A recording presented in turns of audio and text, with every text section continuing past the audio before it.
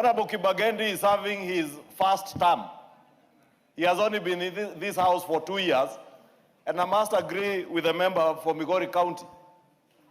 The member has never brought a single motion, has never proposed a single bill, and has never in any manner contributed meaningfully to any debate in this house.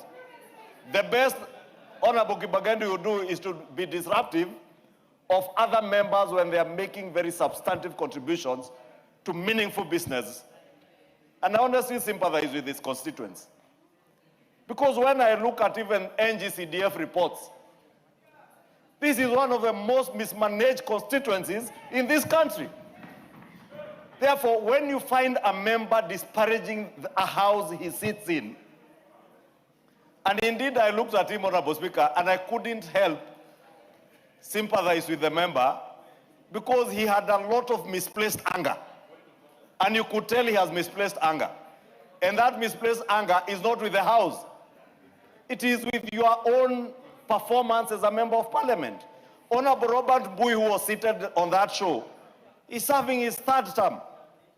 And I was praying Honorable Robert Mbui would advise him, and I hope you did, Honorable Robert, after the show, that it serves you no good as a first-time member of parliament to disparage and indignify the house that you sit in, hoping or assuming that it will cure other inadequacies that maybe you may have as a member of parliament in your own constituency or out there, that it serves you better when you dignify the house.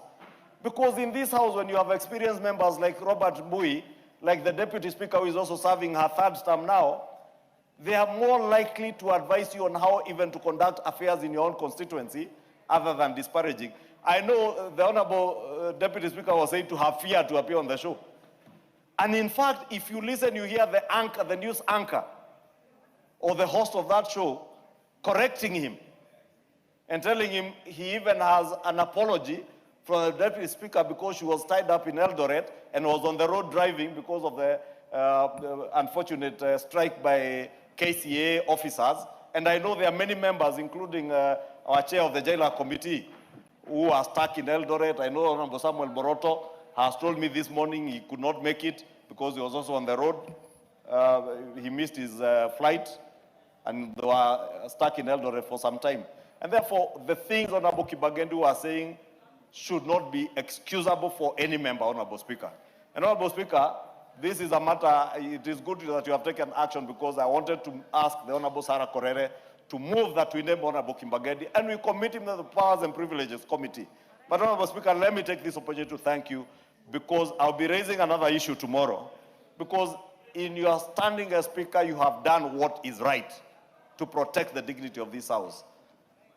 Because, Honorable Speaker, whenever a matter is raised, whether it is in committee, in the House, or outside the House, that touches on our dignity, it is all of us collectively, Honorable Speaker.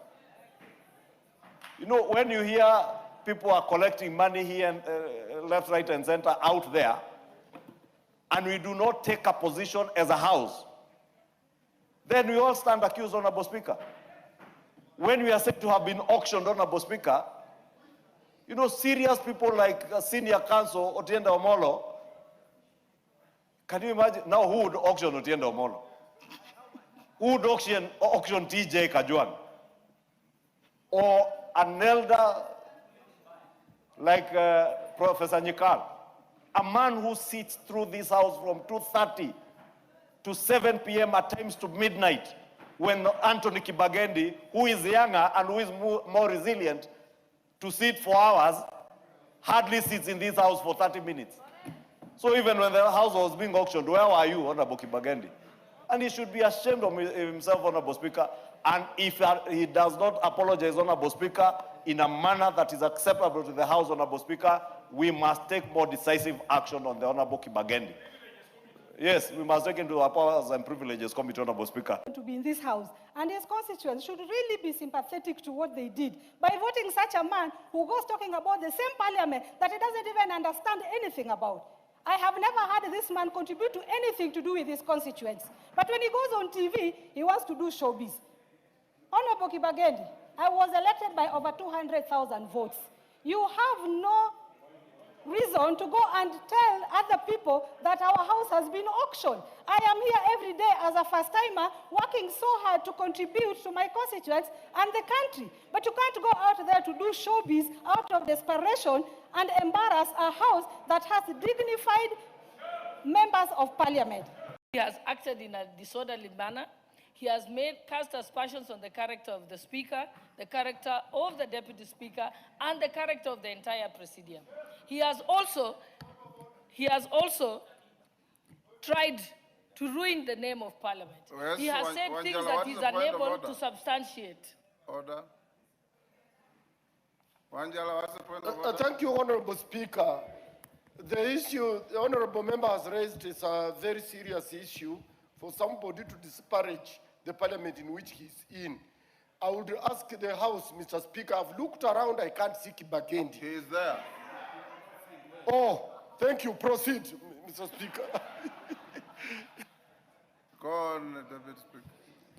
Thank you, Honorable Wanjala. Unlike Honorable Kibagendi, we don't cast aspersions on the character of someone or say things about a person when they are not present to be able to substantiate or to be able to defend themselves. The Right Honorable Speaker was not at Citizen TV. It was rather unfair and unbecoming of a member of Parliament to cast aspersions on the character of the Speaker without knowing that the Speaker, full well the Speaker, was not going to have an opportunity to defend himself. I think that is wrong.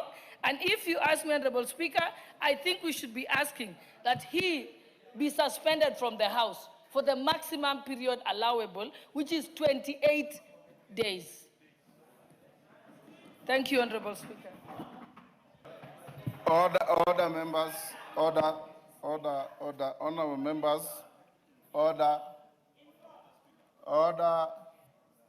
Donya, order.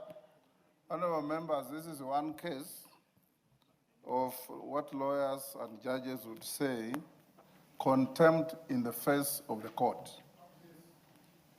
I happened to listen to this discourse this morning.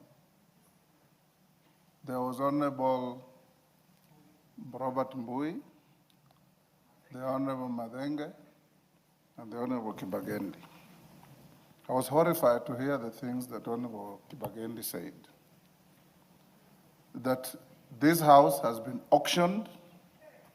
I don't know where the auction ring was and who was holding the hammer. That this house is now an appendage to the executive, and the Speaker and the Deputy Speaker have destroyed and ruined this house. I want to encourage you members. There are members in this house, such as TJ Kajwang, James Nyikal, the elders. Bukose is approaching that level, Raso, Rindikiri, Murugara, and others, who sit in this house from 2:30, sometimes to 9 p.m., participating in debates. And when you go out there and besmirch the house, don't think that your own character is safe. The moment you say the house is auctioned, you are part of the auctioned material. Try and conduct ourselves with decorum. You know, when you go to TVs, know that the whole world is watching. Your wife is watching, your children are watching, your husband is watching, your constituents are watching. We are all watching. And you are privileged to be 290 members out of 56 million to represent the people of Kenya. So you carry enormous responsibility on behalf of our people. How you conduct yourself? 349. I was talking of the constituencies, minus, Cynthia. I forgot that we have 47 women members of parliament. And there are some very young members of parliament here who I sit in my chamber and I see them participating in debate very meaningfully. Gisairo here is a first-timer. I see his production. Cynthia Muge here and others who are first-timers, but you can see substance. That I haven't mentioned you doesn't mean that I've excluded you. You are all extremely good people. I want to urge the seniors, Kina TJ and others, mentor these young members of parliament so that the moment you see a camera and a TV screen, you get excited and take leave of what is reasonable. That is not good for this house. And as long as I'm your speaker, I'll protect your dignity and the dignity of the house. I leave it there. Next.